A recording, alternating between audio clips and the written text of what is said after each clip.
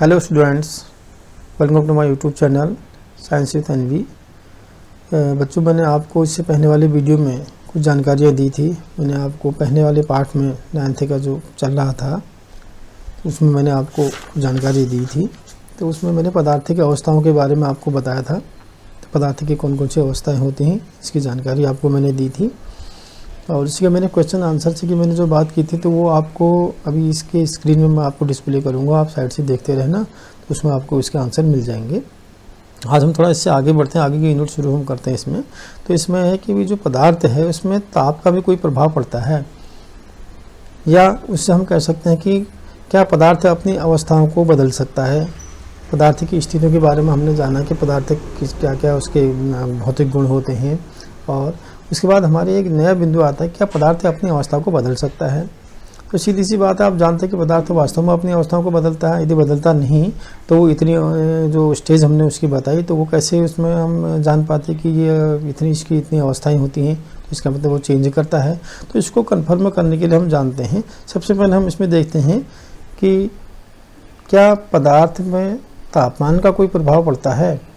अगर हम तापमान के प्रभाव की बात करते हैं, अगर हम किसी पदार्थ में कुछ ताप डालते हैं या टेम्परेचर उसका बढ़ाते हैं तो उसका क्या प्रभाव उसमें पड़ता है।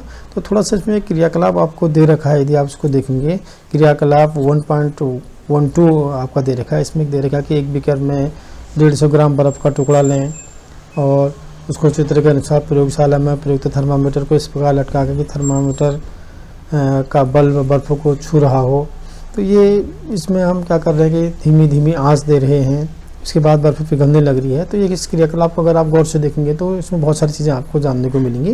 लेकिन हम सीधी सी बात करते हैं क्योंकि इसमें हम उतना अगर लेबोरेटरी होती तो हम उसमें एक्सप्लेन आराम से कर लेते हैं। लेकिन इस स्थिति को अगर हम देखते हैं तो इसके अनुसार अगर हम किसी ठोस पदार्थ की बात करते हैं तो ठोस पदार्थ में यदि हम तापमान को बढ़ा रहे होते हैं तो ठोस पदार्थ में तापमान को बढ़ाने के बाद क्या होगा, उसके जो मॉलिक्यूल थे, कण जो थे उसमें, उस पदार्थ के जो कण थे उनकी गतिज ऊर्जा जो होती है वो बहुत ज़्यादा तेज़ हो जाती है। इतनी तेज़ हो जाती है कि जो उन पदार्थ के अंदर आकर्षण बल होता है उसको तोड़ देता है। जो उसमें आपस में एक आकर्षण बल जो कार्य करता है इस पदार्थ के कणों के बीच में, जिसके कारण वो एक दूसरे से चिपके रहते हैं, तो उस बाउंडेशन को वो तोड़ देता है। किस कारण, जब हम उसमें ताप बढ़ाते हैं तो उसकी गति उसकी पार्टिकल्स की बढ़ जाएगी। जैसी पार्टिकल्स की गति बढ़ेगी तो वह इधर उधर भागने लगेगा। और अगर हम ताप बढ़ाते रह रहे हैं तो उसमें उसके जो अणुओं की गति है वो बहुत ज़्यादा हो जाएगी। अब बहुत ज़्यादा होने के कारण क्या होगा, उनके बीच में जो कणों की गति होगी वो तेज़ी से कंपन करने लगेगी, वाइब्रेट होने लगेगी, और इतनी वाइब्रेट हो जाएगी कि वो जो उनके आकर्षण बल है पदार्थों के बीच के कणों का, उसको तोड़ करके वो बाहर आने लगेगी और फ्रीली स्वतंत्र होकर के वह बाहर गति करने लगेगी। लेकिन एक अवस्था ऐसी आएगी कि जब उसमें गति बहुत ज़्यादा तेज़ हो जाएगी तो ठोस के जो कण हैं वे बह करके बाहर निकलने लगेंगे, यानी द्रव में परिवर्तित हो जाएंगे। तब हम कह सकते हैं कि ऐसा तापमान या वह न्यूनतम तापमान जिस पर ठोस पिघल करके द्रव बन जाता है तो वह इसका गलनांक कहलाता है।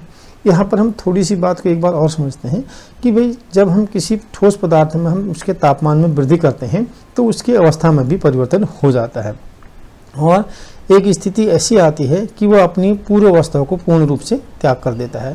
तो जिस प्रकार हम एक ठोस की बात करते हैं तो ठोस का तापमान अगर हमने बहुत ज़्यादा बढ़ा दिया है तो वह एक अवस्था में आकर के द्रव अवस्था में आ जाएगा, और जो ये इसका है तापमान होगा जिसमें वह द्रव अवस्था में पहुंच जाएगा तो वह इसका गलनांक कहा जाता है, उसको हम उसका गलनांक कहेंगे। तब हम क्या कह सकते हैं, किसी ठोस का गलनांक उसके कणों के बीच के आकर्षण बल के सामर्थ्य को दर्शाता है कि कितनी उसमें सामर्थ्य है। यदि हम बर्फ के गलनांक की हम बात करें 273.15 केल्विन इसके गलने की जो है सामर्थ्य है। तो इसमें थोड़ा सा हम आगे देखते हैं कि किसी ठोस के गलने की प्रक्रिया में तापमान समान रहता है, ऐसे में उसमें ऊर्जा कहाँ जाती है। एक शब्द यहाँ पर भी आता है कि भाई हमने तापमान तो दिया इसमें, इसके बाद उसको जो ऊर्जा थी उसमें ऊर्जा थी वो कहाँ गई। एक आपने शब्द सुना होगा गुप्त ऊष्मा।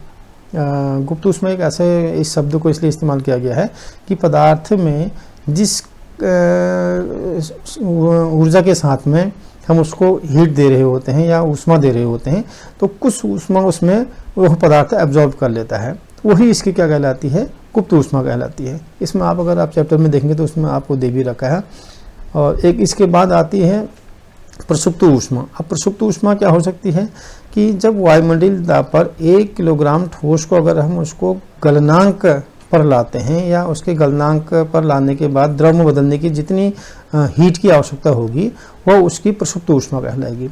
एक बार फिर से समझते हैं कि 1 किलोग्राम ठोस को पिघलाने के लिए, सामान्य भाषा में कह सकते हैं, 1 किलोग्राम ठोस को पिघलाने के लिए जितनी ऊर्जा की आवश्यकता होगी, कौन सी ऊर्जा होगी, वो ऊष्मीय ऊर्जा, क्योंकि हीट को हम ऊष्मीय ऊर्जा कहते हैं, गर्मी जिसको हम बोलते हैं।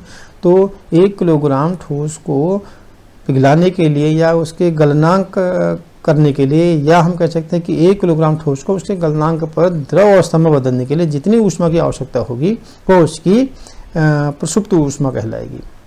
और अर्थात हम कह सकते हैं 0 डिग्री सेंटीग्रेड यानी 273 केल्विन से हम जितनी हम उसको ताप की आवश्यकता पड़ेगी उसकी प्रसुप्त ऊष्मा कहलाएगी। सिंपल सी बात है। प्रसुप्त ऊष्मा क्या होगी कि किसी 1 किलोग्राम ठोस पदार्थ को पिघला करके द्रव में बदलने की प्रक्रिया में जितनी ऊष्मा की आवश्यकता होगी उसको हम उसका क्या कहेंगे, प्रसुप्त ऊष्मा कहेंगे। ठीक हो गया।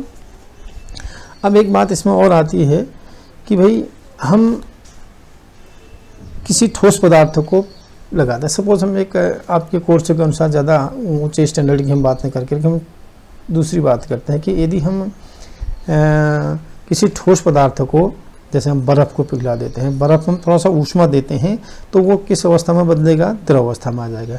और हम ऊष्मा तेज़ करते हैं तो वो क्या हो जाएगा, फिर गैसीय अवस्था में आ जाएगा। कैसे, जैसे हमने एक बर्फ़ के टुकड़े को हमने थोड़ा सा गर्मी पर रखा तो वो पिघल करके पानी बना, फिर उस पानी में हमने और ऊष्मा तेज़ करी, गर्मी और बढ़ाई उसकी, उसके बाद वो उसकी भाप बनने लगी। भाप कौन सी अवस्था है, गैसीय अवस्था है। तब हम कह सकते हैं कि तापमान का पदार्थ पर प्रभाव अवश्य पड़ता है। और पूर्ण रूप से हम क्या कह सकते हैं कि तापमान बदलकर हम पदार्थ की एक अवस्था को दूसरी अवस्था में बदल सकते हैं। या सीधा सा हम दूसरी भाषा में कह सकते हैं कि तापमान का पदार्थ की अवस्था पर प्रभाव पड़ता है, इसकी अवस्थाएं बदली जा सकती हैं तापमान बढ़ने और घटने पर। इसी प्रकार यदि हम गैसीय अवस्था को उसके तापमान को कम करेंगे, द्रव में आएगा, फिर इसके तापमान को कम करेंगे, फिर ठोस में हो जाएगा। तो इस प्रकार की प्रक्रिया से हम कह सकते हैं कि तापमान के प्रभाव से हम पदार्थ की अवस्था को बदल सकते हैं। दूसरी बात हमारी आती, क्या पदार्थ के दाब में परिवर्तन करके हम पदार्थ की अवस्था को बदल सकते हैं, या हम दूसरी भाषा में कहते हैं कि दाब परिवर्तन का प्रभाव भी पदार्थ में पड़ता है। तो ज़रूर पड़ता है। आपने आज के समय में देखा होगा जो हमारे गैस सिलेंडर आते हैं, इसमें उस गैस को किस तरीके से रखा जाता है कि उसका दाब बढ़ा दिया जाता है और ताप घटा दिया जाता है, तभी वो हमारे सिलेंडर में लिक्विड फॉर्म पर रहता है। नहीं तो गैस है, गैस खुले में छोड़ो तो क्या होता है, वो उड़ जाती है, गायब हो जाती है, गैस साफ हो जाती है। तो इस प्रकार हम क्या कर सकते हैं कि गैस में संपीड़ित, हम जो कहते हैं, आज आप सीएनजी की बात करते हैं, कंप्रेस्ड नेचुरल गैस, या हम एलपीजी की बात करें, लिक्विफाइड पेट्रोलियम गैस की हम बात करते हैं। तो गैस है लेकिन किस अवस्था में हो, एलपीजी जो सिलेंडर हम घरों में इस्तेमाल करते हैं तो वो है एलपीजी, लिक्विफाइड पेट्रोलियम गैस। तो लिक्विफाइड है तरल अवस्था में, जबकि गैस हमारी कौन सी अवस्था में होनी चाहिए, गैस हवा के रूप में ही होनी चाहिए, गैसीय अवस्था में होनी चाहिए, लेकिन उसको लिक्विफाइड किया जाता है। कैसे किया जाता है, उसको संपीड़ित करके, यानी उसमें दाब बढ़ा दिया जाता है और ताप उसका कम कर दिया जाता है। इस अवस्था से हम कह सकते हैं कि दाब के घटने बढ़ने से भी किसी पदार्थ की अवस्था में परिवर्तन लाया जा सकता है। तो एक छोटी सी बात में आपने देखा, इसमें थोड़ा सा एक एग्जांपल आपका इसमें बुक में आप देख सकते हैं। इसमें देख रखा है, क्या आपने ठोस कार्बन डाइऑक्साइड के बारे में सुना है? तो ठोस कार्बन डाइऑक्साइड क्या होती, सिंपल रूप से ठोस कार्बन डाइऑक्साइड की हम बात करते हैं तो इसमें क्या होता है, इसकी थोड़ा सा पहले डिस्क्रिप्शन सुन लीजिए। क्या इसकी परिभाषा है, जब वायुमंडलीय दाब का एक एटमॉस्फेयर उसका माप हो, किसी वायुमंडलीय दाब में का माप जो है उसका एक एटमॉस्फेरिक हो, और तो उस ठोस को द्रव अवस्था में आए बिना गैस में परिवर्तित किया जाता है। तो उस स्थिति में हम क्या कह सकते हैं कि वह ठोस रूप में आ जाती है। या हम दूसरी तरीके से हम क्या कह सकते हैं, इसको थोड़ा सा सही ढंग से समझिए, देखेंगे आप इधर। क्या आपने ठोस कार्बन डाइऑक्साइड के बारे में सुना है? इसमें आपके बुक में भी दे रखा है। इसे उच्च दाब पर संग्रहित किया जाता है, हाई प्रेशर पर संग्रहित किया जाता है। तो जब वायुमंडलीय दाब का माप 1 एटमॉस्फेरिक हो या 1 एटमॉस्फेयर हो तो ठोस कार्बन डाइऑक्साइड द्रव अवस्था में आए बिना सीधे किसमें आ जाती है, ठोस में आ जाती है। द्रव अवस्था में आए बिना सीधे किसमें आ जाती है, इसमें देख रहे हैं हम,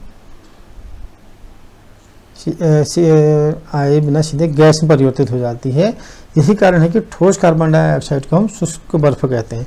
ये सीधे गैस में परिवर्तित हो जाती है बिना द्रव अवस्था में आए। हालांकि इसको हम दूसरे तरीके से कह सकते हैं कि यार ये तो ऊर्ध्वपातन की अवस्था है। ऊर्ध्वपातन क्या होता है, कोई पदार्थ जब हमने कहा ना इससे पहले कि हम ताप बदल देते हैं, तो ताप बदलने से क्या होता है कि उसमें कोई पदार्थ हमारा ठोस पदार्थ है, उसको हम ताप बढ़ा रहे होते हैं। ताप बढ़ाने के बाद वह द्रव अवस्था में आता है, उसके बाद गैसीय अवस्था में आता है। लेकिन कुछ पदार्थ ऐसे होते हैं जो ताप बढ़ाने पर द्रव अवस्था में आए बिना सीधे गैस में पहुंच जाते हैं। तो ऐसी प्रक्रिया को हम क्या कहते हैं, ऊर्ध्वपातन कहते हैं। ऊर्ध्वपातन हम किसी ठोस पदार्थ का बिना द्रव अवस्था में आए गैस अवस्था में आना, वह ऊर्ध्वपातन कहलाता है। इसी प्रकार हम कह सकते हैं कि जो ठोस कार्बन है वह भी एक ऊर्ध्वपातन की प्रक्रिया के द्वारा ही होता है।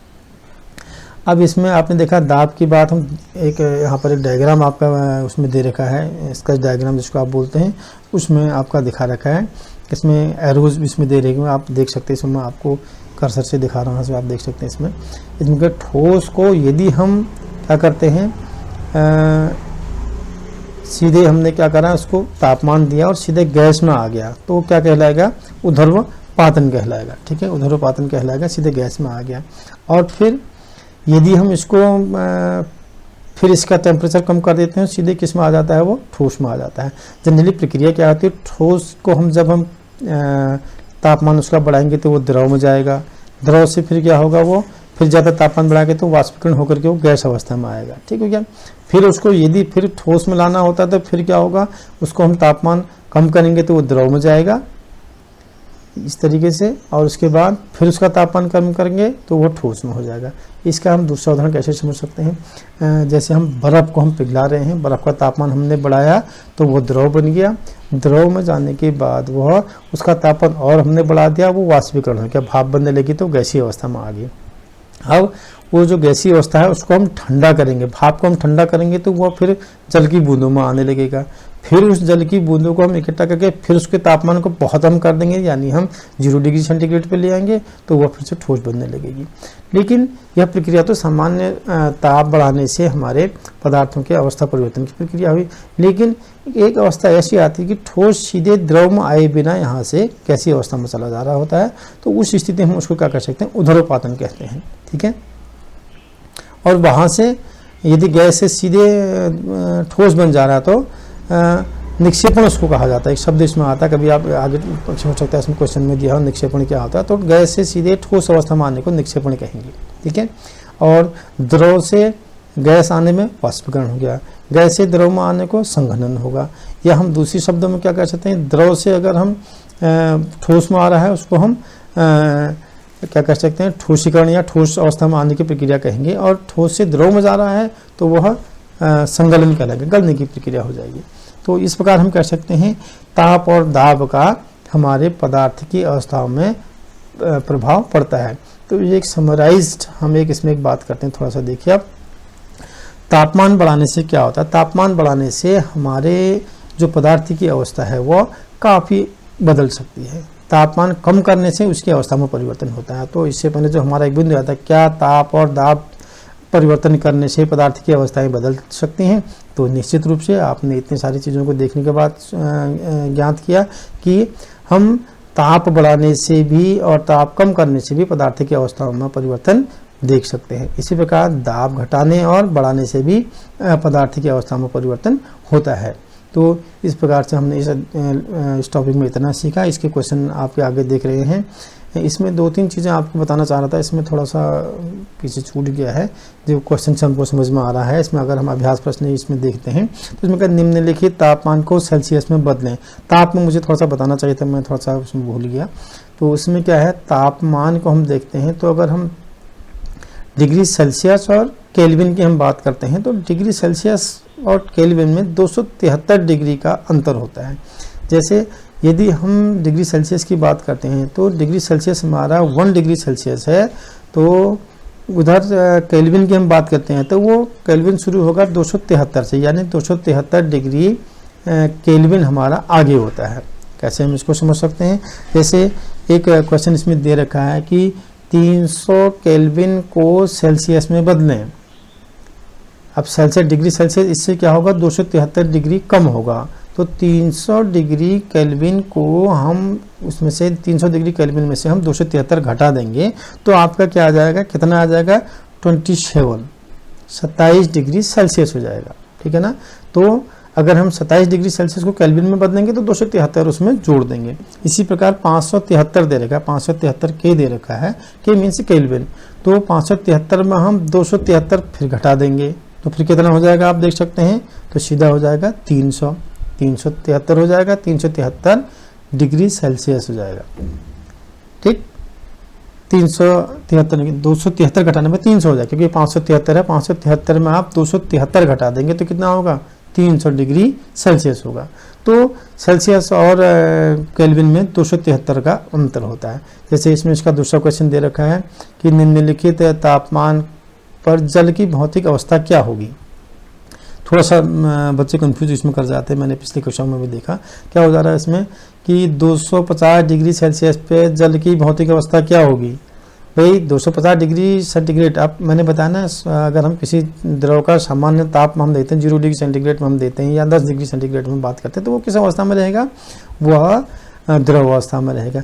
लेकिन 100 डिग्री सेंटीग्रेड पर जो द्रव है वो उबलने लगता है तो किस अवस्था में आ जाता है, वो द्रव गैसीय अवस्था में हो जाएगा, है ना। इसको हम सीधे से हम कह सकते हैं जलवाष्प के रूप में होगा। 250 डिग्री जब हो जाएगा तो तापमान इतना 100 डिग्री में उबल जाता है तो 250 डिग्री होने में तो पूरी भाप बन जाएगी वहाँ पे। और हम 100 डिग्री सेंटीग्रेड में किस अवस्था में होगा द्रव, 100 में तो उबलता है, वो द्रव अवस्था में ही होगा, उबल रहा होगा वो, तो वो द्रव अवस्था में ही होगा। इसी प्रकार हम इसमें प्रश्न संख्या 3 की हम बात करते हैं तो किसी भी पदार्थ की अवस्था परिवर्तन के दौरान तापमान स्थिर क्यों रहता है। देखिए थोड़ा सा, जब इसमें एक क्वेश्चन पहले भी कुछ बच्चों ने बात करी थी, उसमें होता कुछ नहीं है। जब कोई पदार्थ अपनी मूल अवस्था से चेंज हो रहा है तो थोड़ी देर के लिए ब्रेक लगता है, तभी तो दूसरे में जाएगा वो, इसलिए वहां पर जो तापमान होगा वो थोड़ी देर स्थिर हो जाता है। ठीक, इसका पूरा आंसर अगर आप देंगे तो इसके बाद में इसमें इसके साइड में डिस्क्रिप्शन आपके इसमें दे दूंगा स्क्रीन पे, तो आप देख लेंगे उसको। एक इसमें और दे रखा है, वायुमंडलीय गैसों को द्रव में परिवर्तित करने के लिए कोई विधि सुझाइए। अब सिंपल सी बात है, वायुमंडलीय गति को आपको उसमें परिवर्तन करने की विधि को हम कर सकते हैं, तो सीधा हम क्या कर सकते हैं, वायुमंडलीय गैसों को द्रव में परिवर्तित करने की, इसमें हम क्या कर देंगे, ताप बढ़ा देंगे और दाब कम कर देंगे। मैंने एलपीजी की बात तो दी है, गैस को हम अगर लिक्विड में उसको हम चेंज कर रहे हैं तो उसके लिए क्या होगा, हम उसका टेम्परेचर होगा वो कम कर देंगे, ताप कम कर देंगे और दाब बढ़ा देंगे, लिक्विफाइड उस स्थिति में आ जाएगी। वायुमंडलीय गैसों को इस प्रकार से हम द्रव अवस्था में ला सकते हैं, सीधी सी विधि। एक इसमें अगला टॉपिक आपका आता है वाष्पीकरण, वेपोराइजेशन जिसको हम कह सकते हैं। तो वाष्पीकरण कुछ क्या चीज़ है, सामान्य स्थिति में मैंने आपको ऐसे बता दिया कि भाई जब हम किसी द्रव ठोस को फंसा वो कर रहे होते हैं तो उसकी ताप और दाब बढ़ा करके अवस्थाओं में परिवर्तन कर रहे होते हैं, तो उसमें हम देखते हैं कि वह एक स्थिति में वेपर बनने लगती है। हम ठोस को हमने गर्म करा, द्रव बना, द्रव को फिर हमने बहुत ज़्यादा गर्म करा तो उसमें भाप होने लगती है। तो भाप ये क्या है, तो वाष्पीकरण को वाष्प के रूप में आने लगती है। तो वाष्पीकरण को हम थोड़ा सा और आगे देखते हैं तो क्या होता है इस वाष्पीकरण के बारे में। देखिए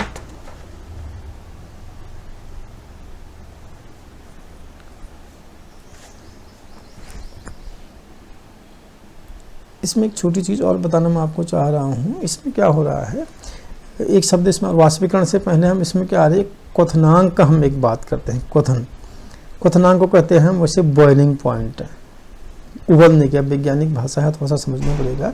तो बॉइलिंग पॉइंट जो है इसको हम क्वथनांक कहते हैं। इतनी स्थिति जब आती है कि जब कोई पदार्थ उबलने लगता है, उबलने का जो टेम्परेचर होता है वो क्वथनांक कहलाता है।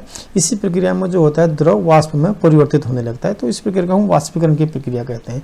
हम जानते हैं क्या कि पदार्थ के कण हमेशा गतिशील होते हैं, आप जानते हैं कभी नहीं रुकते हैं। कि निश्चित ताप पर गैस द्रव या ठोस के कणों में विभिन्न मात्रा में गतिज ऊर्जा होती है। और हम कह सकते हैं कि द्रव में जो सतह पर स्थित कणों के कुछ अंश होते हैं, इतनी गतिज ऊर्जा उसमें होती है कि एक दूसरे के कणों के बीच आकर्षण से मुक्त हो जाते हैं, तभी अपने जो मूल रूप है उसको चेंज करते हैं। अगर हम द्रव के कणों की बात करते हैं तो द्रव के कणों में अगर हम गतिज ऊर्जा उनकी बढ़ा देंगे तो वो वहाँ से अपने आकर्षण बल से मुक्त होकर के फिर किस में आ जाएंगे, गैस अवस्था में आ जाएंगे। तो वहाँ पर क्वथनांक की स्थिति को उबलेगा और उसके बाद भाप बनेगी। तो उस भाप बनने की प्रक्रिया को हम क्या कहेंगे, वाष्पीकरण की प्रक्रिया कहते हैं। तो वाष्पीकरण को प्रभावित करने वाले कारणों की हम थोड़ा सा बात करते हैं, थोड़ा सा किस किस प्रकार से कारण, क्या कारण इसमें हो सकते हैं। थोड़ा सा इसमें आप इसकी क्रियाकलापों को थोड़ा थोड़ा देखते रहना, इसमें क्या क्या होता है। इसमें क्या होता है, सतह का क्षेत्रफल बढ़ाने पर हमारा वाष्पीकरण की प्रक्रिया जो होती है वो घट बढ़ जाती है। जैसे इसमें हम किताबी ज्ञान से हट के थोड़ा सा आपको बता रहा हूँ। हम जनरली क्या करते हैं, चाय पीते हैं, आप जानते हैं चाय पीते हैं। तो चाय पीने में क्या होता है, अगर हम कप में चाय पी रहे होते हैं तो वो थोड़ा देर से ठंडी होती है, बहुत ज़्यादा गर्म होता है। उसी कप को हम यदि अगर प्लेट में डाल करके हम चाय पी रहे होते हैं तो वो थोड़ा सा जल्दी ठंडी हो जाती है।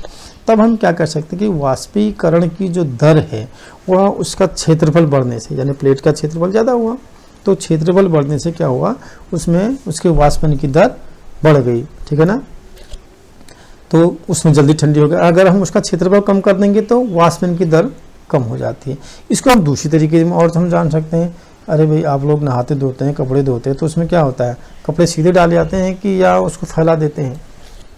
जाहिर सी बात है, फैलाते हैं कपड़ों को। क्यों फैलाते हैं भाई, कपड़ों को फैलाने का सीधा सा कारण ये है कि अगर आप कपड़े के तय बना करके डालेंगे तो उसका जो क्षेत्रफल होगा, एरिया जिसको हम कहते हैं, क्षेत्रफल जो होगा वो बढ़ जाता है, फैलाने पर बढ़ जाएगा। और अगर हम दबा करके रख रहे हैं तो क्षेत्रफल कम हो गया। क्षेत्रफल कम होगा तो अगर आप पट्टी बना करके तय बना करके रखते तो देर में सूखेगा, फैला के डालेंगे तो क्या होगा, कपड़ा जल्दी सूख जाएगा। तो इसका मतलब हम सीधे कह सकते हैं कि जो ताप इसके वाष्पीकरण जो है उसमें क्षेत्रफल का भी प्रभाव पड़ता है, यानी उसकी एरिया बढ़ाने से जो वाष्पीकरण है वो उसकी दर बढ़ जाती है और क्षेत्रफल घटाने से वाष्पीकरण की प्रक्रिया कम हो जाती है।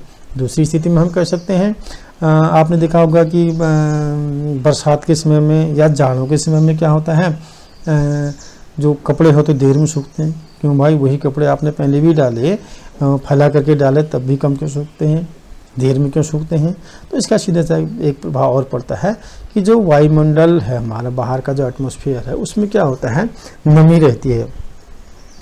नमी जब रहती है तो उस नमी में क्या होता है, नमी होने से जो वहाँ पर का एरिया होगा, उस सराउंडिंग एरिया जो होगा उसमें क्या होगा, जलवाष्प रहेंगे।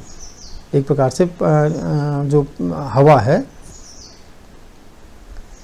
तो उसमें वायुमंडलीय जो तापमान होगा उसमें जलवाष्प की बूंदें बनी रहेंगी, जिसको हम आर्द्रता भी कहते हैं, नमी भी कहते हैं। तो नमी के कारण हमारा जो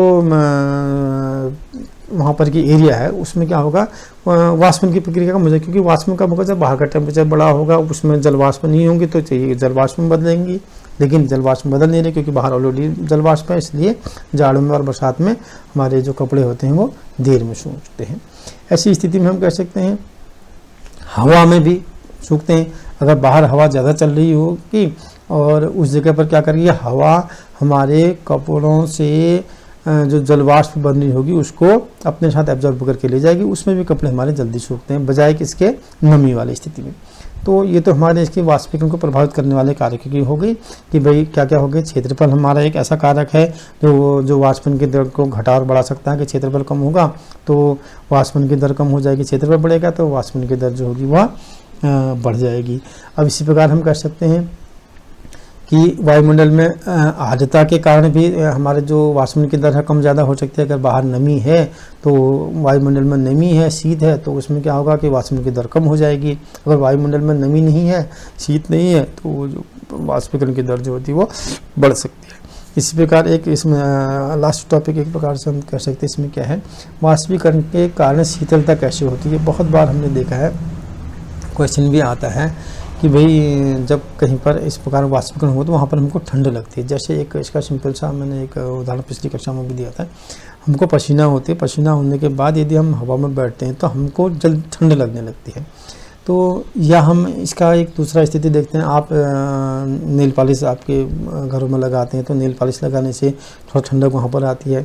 या एक टिंचर होता है, स्प्रिट हमारा होता है, उसको हम हाथ में लगाते थे तो डालने के बाद थोड़ी देर बाद उड़ जाता है, लेकिन वहाँ पर ठंडक लगती है। ऐसी स्थिति में क्या होता है कि जो इसका एक दूसरी चीज़ और आपने देखा होगा, जैसे हम ठंडी चीज़ों को लाते हैं ना, फ्रिज से ठंडी चीज़ निकाले, ठंडी बोतल निकाली, उसको बाहर के तापमान पर लाते हैं, तो उसके बाहर से हमारा क्या हो जाता है, उस गिलास या बोतल के बाहर से पानी की बूंदें बन जाती हैं। अब सोचने की बात ये होती है कि वो पानी की बूंद तो हमारे बोतल लीक तो नहीं हो रही है।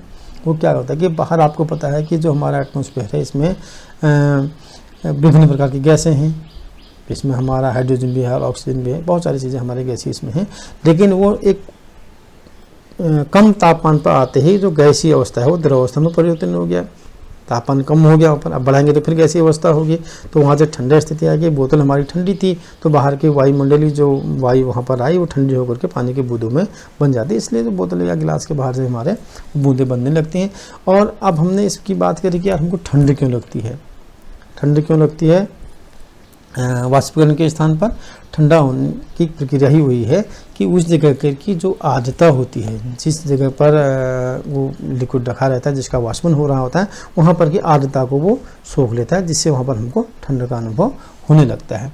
कैसे, जब आप एसीटोन या हम बता रहे हैं कि नेल पॉलिश की हम बात करें तो यह हथेली पर गिरता है या इस प्रकार से लगता है, तो उसके आसपास से उसकी एनर्जी को एब्जॉर्ब कर लेता है और वाष्पीकृत हो जाता है। मीन्स उसके इर्द गिर्द जितने जब अगर हमारे हाथ में लग रहा है तो वहाँ पर क्या होगा कि वहाँ पर के इर्द गिर्द की जो एनर्जी है, हमारे हाथ की जो ऊर्जा वहाँ पर है, उसको क्या करेगा, एब्जॉर्ब करके क्या करता है, वाष्प में बदल देगा और उसकी एनर्जी चली जाएगी तो ठंडा हमको लगने लगेगा।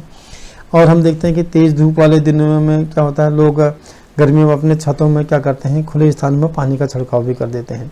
पानी का छिड़काव क्यों करते होंगे कि भाई उस जगह की जो एनर्जी होगी, गर्मी, हीट या ऊर्जा जो होगी, उसको एब्जॉर्ब कर लेके भाप में उड़ जाएगा और उस जगह की गर्मी जो होगी उससे हमारी छत ठंडी होने लगेगी।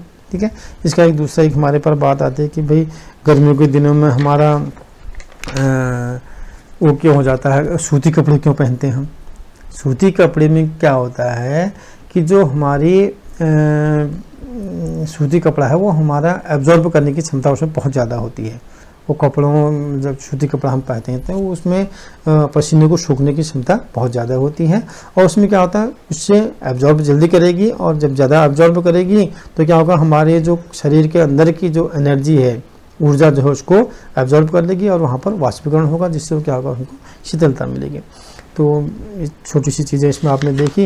इसमें इसके एक लास्ट में इसमें देखिएगा, अभी इसके क्वेश्चन वगैरह दिए होंगे, इसमें दे रखे हैं। इसमें पदार्थ की अवस्था के बारे में मैंने थोड़ा सा आपको पहले बता दिया था। इसमें प्लाज्मा और बोस-आइंस्टाइन कंडेंसेट इसमें होता है, ये मैंने आपको थोड़ा सा बता रखा था। इसमें आप देख लेना, इसको एक बार बुक में आप गौर से पढ़ सकते हैं, इसमें देख लेना। इसमें क्वेश्चन दिए हैं, देखिए आपके गर्म शुष्क दिन में कूलर अधिक ठंडा क्यों करता है, या गर्मियों में घड़े का जल ठंडा क्यों होता है, एसीटोन या पेट्रोल या इत्र डालने से हमारी हथेली ठंडी क्यों हो जाती है, कप की अपेक्षा, ये इसमें जो मैंने बताया, कप की अपेक्षा प्लेट में गर्म दूध या चाय जल्दी हम क्यों पी लेते हैं, गर्मियों में हमें किस तरह के कपड़े पहनने चाहिए, सारी चीज़ें मैंने एक बार पहले आपको एग्जांपल में बता दी, ये आप कर सकते हैं। इसके बाद इसके आंसर जो है हम आपको इसमें डिस्प्ले भी हम कर देंगे, देखते रहना उसमें। और इसकी जो एक्सरसाइज वाले क्वेश्चन है, इसको भी मैं थोड़ा सा एक बार जनरल में आपको बताता हूँ। एक्सरसाइज वाले क्वेश्चन आपको दिखा रहा हूँ, इसमें देखो थोड़ा सा पीछे। इसमें आपने क्या सीखा, इसको जरूर आप पढ़ना, ठीक है नहीं। इसमें कई सारे बिंदु, द्रव सूक्ष्म कणों से मिलकर बना होता है, तो कोई द्रव्य की बात कर, द्रव और द्रव्य में अंतर होता है बेटा। द्रव और द्रव्य में क्या होता है, द्रव तो क्या है, लिक्विड फॉर्म है, द्रव्य पूरे पदार्थों को हम द्रव्य कहते हैं, ठीक है। तो इस वाले कई सारे बिंदु इनको आप पढ़ेंगे। इसमें आपके एक्सरसाइज है, थोड़ा सा आप एक्सरसाइज को देख लेना। इसमें मात्रा के इनके दे रखें, थोड़ा सा उनको देना। अभ्यास प्रश्न की हम बात करते हैं, अभ्यास में क्या है, देखो उसी के जो अंदर दे रखा था वही वाले हैं। इसमें देखो, निम्नलिखित के तापमान को सेल्सियस इकाई में परिवर्तित करें। सेल्सियस में कैसे बदलेंगे, 300 केल्विन को हम 273 में माइनस करेंगे तो आपका निकल जाएगा डिग्री सेल्सियस, और 573 में आप 273 माइनस करेंगे तो आपका क्या निकल जाएगा, डिग्री सेल्सियस। इसी प्रकार तापमान को केल्विन इकाई में बदलना है। 25 डिग्री सेल्सियस को आपको किस में बदलना है, केल्विन में बदलना है। 273 आप जोड़ देंगे यानी केल्विन में बदलना है तो 273 जोड़ेंगे और सेल्सियस में करना है तो 273 आप घटा देंगे। इसी प्रकार 373 में आप 273 जोड़ेंगे तो वो उतना केल्विन हो जाएगा। ठीक, इसी प्रकार नेफ्थलीन की हम बात करते हैं। नेफ्थलीन को रखा रहने देने पर क्या होता है, और ठोस पदार्थ सीधे गायब हो जाता है। तो मैंने बताया ऊर्ध्वपातन होता है कि कोई भी पदार्थ है जब किसी ठोस अवस्था से गैस अवस्था में जाने के लिए द्रव अवस्था में नहीं जाता है, सीधा ही गैस अवस्था में आ जाता है, तो उसको हम क्या कहते हैं, ऊर्ध्वपातन कहते हैं। इसी प्रकार हम इत्र की गंध की हम बात करते हैं, दूर तक हमारे पहुंच जाती है, तो इसमें क्या होता है, पदार्थों के कणों की गति जो होती है बहुत तेज होती है, गैसीय अवस्था के लिए होता है। और इसके बाद हमारे प्रश्नों के आगे देख लेते हैं, पदार्थों को उनके कणों के बीच में बढ़ते हुए आकर्षण के अनुसार लिखें। जल के कण कितने दूर रहते हैं, चीनी कितने रहते हैं, ऑक्सीजन कितनी रहेगी। सबसे पहले चीज में एक चीज़ बता दूँ, बाकी आप समझ जाएंगे। आप देख रहे हैं कि ऑक्सीजन में जो ऑक्सीजन के अणुओं की जो दूरी होगी बहुत दूर दूर होगी, तो सबसे पहले आएगा। उसके बाद देख सकते हैं कि इसका किसका क्या आएगा। इसके बाद पुष्टि के लिए कारण दिए, जल कमरे के तापमान द्रव है, कैसे है, क्यों है, क्या कारण है, आप बता सकते हैं। तो मैंने पहले बता रखा है। लोहे की अलमारी कमरे के ताप पर ठोस है। या अगला प्रश्न 273 केल्विन पर बर्फ को ठंडा करने के लिए किस तापमान पर क्या प्रभाव पड़ेगा, इसको आप देख लेंगे। उबलते हुए जल तथा भाप में से जलने की तीव्रता किसमें ज़्यादा होगी, भाप के जलने से जल्दी होगा या उबलने से जल्दी होगा। अब क्योंकि जिसमें गति जिस अणुओं में ज़्यादा होगी, तब जानते कि उबले हुए पानी में अणुओं की संख्या ज़्यादा होगी या भाप में। तो भाई नेचुरल सी बात है, भाप के अणुओं की संख्या गति जो कि बहुत तेज होगी, इसलिए वो हमारा करने लगता है। ठीक है नहीं, तो इसका मैं आपको इसमें एक डायग्राम इसमें दे रखा है, इसको बड़ा हिसाब से एक बार देखेंगे। तो अब मैं अभी इसको एक्सप्लेन नहीं कर रहा हूँ क्योंकि आप थोड़ा सा देखेंगे, इसमें एरो लगा रखा है, पर थोड़ा सा हल्का एक्सप्लेन यहाँ पर मैं कर दे रहा हूँ। इसको आप खुद बनाएंगे तो बड़ा आनंददायक तरीके से सीख जाएंगे। देखना, ठोस का एक निशान लगा रखा है द्रव पर, तो ए ठोस से जब द्रव में हमारा जा रहा है, इसको हम दिखा सकते हैं यहाँ पर इससे। देखो ये ठोस से हमारा द्रव में गया, तो इस ए में क्या होगा, ये क्या स्थिति आ गई, संगलन या गलनांक का कहलाएगा। द्रव से फिर गैसीय अवस्था में आ जाएगा, क्या आ जाएगा, फिर इसको मैंने पहले भी बताया था, वाष्पीकरण।